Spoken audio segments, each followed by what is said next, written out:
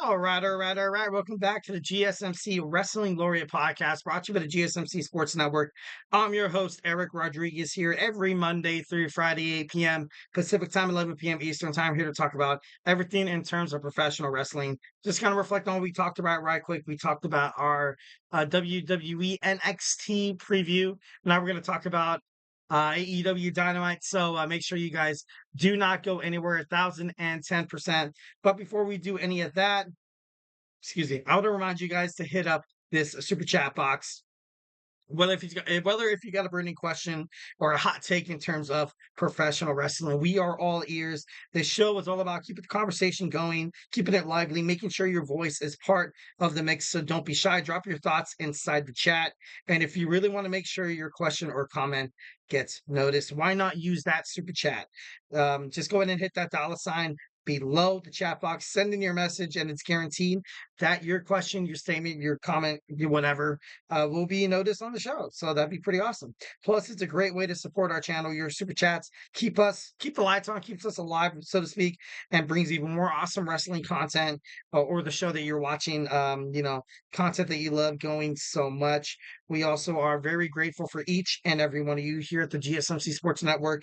Those who join us here on the daily, nightly, your support makes a lot of the difference. So let's keep this conversation going. Send in those super chats, send in those super stickers because you guys are super awesome. And together we will make sure this show is way bigger, better, and stronger than ever. Also, if the super chat is not your thing, we are still at the GSMC podcast.net. Hit up that tips and donations link. Tell me what you like, tell me what you don't like.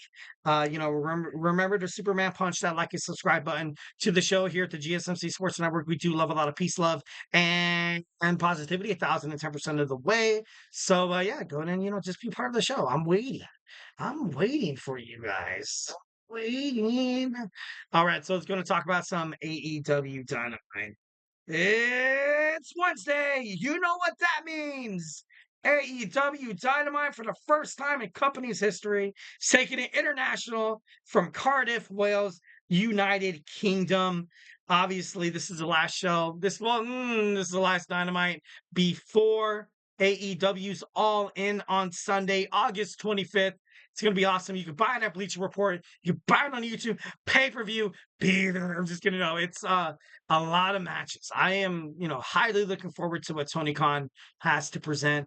And this show's going to be badass. But, off the hook, the show's going to be amazing because New Day Rock. I'm just kidding. No, I don't know why when I said because it's just, it's not New Day Rock. That's WWE. But, you have this new streaming deal with Warner Brothers Discovery. AEW programming is essentially getting the deal they want. So, they're gonna buff this up. They're gonna buff. Essentially, this is their biggest event of the year. This is WrestleMania. This is WrestleMania 4. The reason why we love the Triple H Paul Levesque era. It all started with Cody Rhodes taking the reins from Roman Reigns. It's kind of funny how that kind of worked out, but I'm just kidding. So this is big. This is probably the biggest all-in we're ever going to see from AEW from like 5 years prior to 5 years in the future, because this is it. You got to get fans interested in AEW. This, they get viewers for starting wrestling promotion. That's something that you cannot, ultimately bag on. But AEW, this all in is going to be the best all in, I guarantee you. So honestly, I'm buying it. I'm buying it 1,010%. I can't wait to watch it. It's going to be great. You have a championship versus title match. You have Will Ospreay taking on the cocky MJF, timeless Toni Storm taking on Mariah May, and probably the best women's, storyline in professional wrestling history. You also have, you have Darby Allin taking on the scapegoat Jack Perry in a coffin match. It's going to be great. I think overall it's going to be one of the best pay-per-views in the world. But let's talk about Dynamite. Today is Dynamite, so let's not get too ahead of ourselves. So yeah, all right. So our announced card thus far We have a title match. Sorry, excuse me. We have a title match. We have the Continental Championship match between Kazuchika Okada taking on Claudio Castagnoli. And Castagnoli made it clear that, kind of something that a lot of us wrestling fans have kind of speculated, that Okada doesn't seem like the same Okada. He doesn't seem like he's the Rainmaker that came out of TNA, debuted in New Japan Professional Wrestling, became Dave Meltzer's favorite person to name 5-star matches. He just doesn't look like that same guy. Right off the bat, I just don't see it. I don't think he's, Okada, now he's kind of like a one-trick pony. Now he uses the B word, he's like something, something. Like, and then he's like, I'll see you at, this and that and the other. Like, like, it's to the point where it's like, all right, like, ever since he signed with AEW, Kazuchika Okada went from a failure in TNA, made his way to New Japan Professional Wrestling for a fresh start. Now he's in AEW, got that awesome contract with Will Ospreay as well as Mercedes Moné. In March in AEW of this year, actually. I think it's still 2024. Yeah. And he's not the same. He's not the same. It needs to be fixed. This storyline between the Young Bucks, Okada, Jack Perry. You're seeing Jack Perry kind of do his own thing already. Like it's to the point where Matthew and Nicholas Jackson, I think they I think they kind of hate this new thing that by the elite as well. But then you saw the formation of the elite happen. MJF was injured, no CM Punk, no Cody Rhodes, Jade Cargill left for WWE. And, it was to the point where AEW creative was like, you know what, we have to, kind of build around the two guys that we trust the most. And the two guys we, unfortunately trust. Kenny Omega's gone. He's injured. So, you have the Young Bucks, the founders of AEW. They're like, you know what, we'll figure something out. We will figure something out to get this crowd going. And being brutally honest, I'm sorry, but it's not working. I don't think it's working at all. Well, that's just my opinion. Obviously, if you have something different, hit it up in the chat. But I just don't see this Young Bucks storyline going with this elite thing.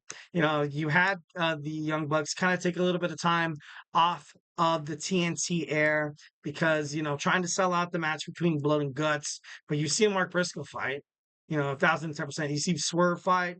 You've seen Darby Allin fight like this, and then where to be found is the AEW World Tag Team Champions. Maybe I might be a little bit too harsh on the Young Bucks because I do kind of feel like nowadays they are a one-trick pony.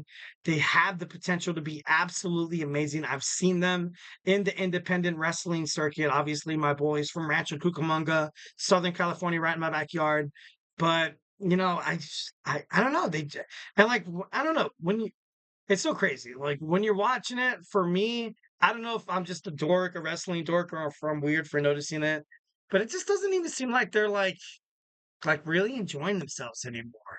You know what I mean? I don't know if I don't know. Maybe if I'm weird, I could be, I'm a weird, obviously I'm a wrestling fan. I'm just kidding. Not saying wrestling fans are weird. Not saying that. No, I'm just kidding. No, but we are a selected breed. For me, I'm very it's basically watching staged, choreographed entertainment, and you can kind of tell when the actors are, if you're watching a Hollywood movie, when you kind of watch things and you're like, man, it seems like that kind of person's having a hard time, kind of playing that role a little bit. For me, that's how I feel like it is with Matthew and Nicholas Jackson. I feel like, let the wrestling speak for themselves. On the mic, they're all right, but let the wrestling talk for you, man. Go into the ring and prove, kind of back your stuff up the way you have your whole entire career inside the ring. Back up your stuff and kick some ass. And with this whole elite thing, I don't know. It's I'm not buying it. I get what AEW is trying to do, but I don't know. I just kind of feel for Matthew and Nicholas Jackson because you kind of did have all the pressure kind of rely on them. Like I said, MJF gone, CM Punk, Cody Rhodes gone, and then they were trying to promote Swerve Strickland. And then you saw, you knew Samoa Joe was going to leave in a couple of months to film his TV show. And, it's a lot of pressure. It's a lot of pressure, 1,010%. But, I just want to see the Young Bucks get back to being the Young Bucks, 1,010%. All right, next we have the AEW Women's World Championship. We have timeless Toni Storm taking on Saraya. Nothing's going to happen. Timeless Toni Storm's going to win this because they want this match at All In to be a banger. Banger after banger after banger. So why would Saraya win the championship? She is the birthday girl. It was her birthday 2 weeks ago, and her contract is up in September. So a lot of decisions by AEW. Saraya, definitely love and respect her as as Paige, also as an AEW superstar. So 1,010%. We all know that it's going to be timeless Toni Storm. But I do feel like maybe Mariah May kind of gets her hands on this a little bit. Maybe Mina Shirakawa, shows which side she is on tonight, or maybe she makes it seem like she's on the side of Toni Storm, backing her up, helping her against Saraya's tag team partner. She's like, yeah, yeah, yeah, yeah, yeah. But then on Sunday when they fight at All In, Mina Shirakawa turns her back, and then it's like, oh no, like what the hell? Like that's crazy. That could possibly be it. Next, we have the cold-hearted, handsome devil Hook taking on big. Oh my god, I wanted to say it so bad. Big B word Bill. This match, it's not really going to be much. It's just kind of. I think it's going to end with Hook maybe seeming like he's going to. I feel like he's going to need some help. I feel like you're going to have Shibata. You're going to have Hook and Shibata laid out in the middle of the ring. You're going to have the Bad Apple, Big Bill, and Chris Jericho standing tall tonight on AEW Dynamite.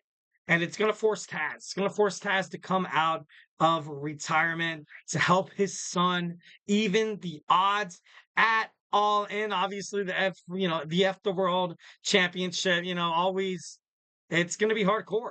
It's going to be no rules. It's going to, it's bedlam. So it's absolutely perfect, 1,010% that, you kind of have this build up. You kind of have a point where you have Shibata, you have Hook to a point where they're like, man, we need a third. They can't get anyone on their back. Obviously, you have Samoa Joe injured. And, I feel like Taz is ultimately going to help his son win back the AEW FTW championship. And I feel like that would be lit. Next, we have Chris Jericho taking on the Dynamite Kid Billington. So that should be a pretty good one. We see a face-off between Will Ospreay and MJF. We also have, speculation of involvement from United Kingdom, independent wrestling talents. Hopefully they're all not, jobbers and stuff like that. That would be terrible. So, but yeah. All right, guys. Hey, do not go anywhere. We're going to jump on into our third segment. We're going to talk about Stone Cold Steve Austin, the Rattlesnake, the DTA. Don't trust Austin. Don't trust Austin. And we're going to talk about Stone Cold Steve Austin coming to WrestleMania 41. So, hey, do not go anywhere. Grab your favorite snack, grab your favorite cold beverage, and join me in about 20 seconds. So, hey, do not go anywhere.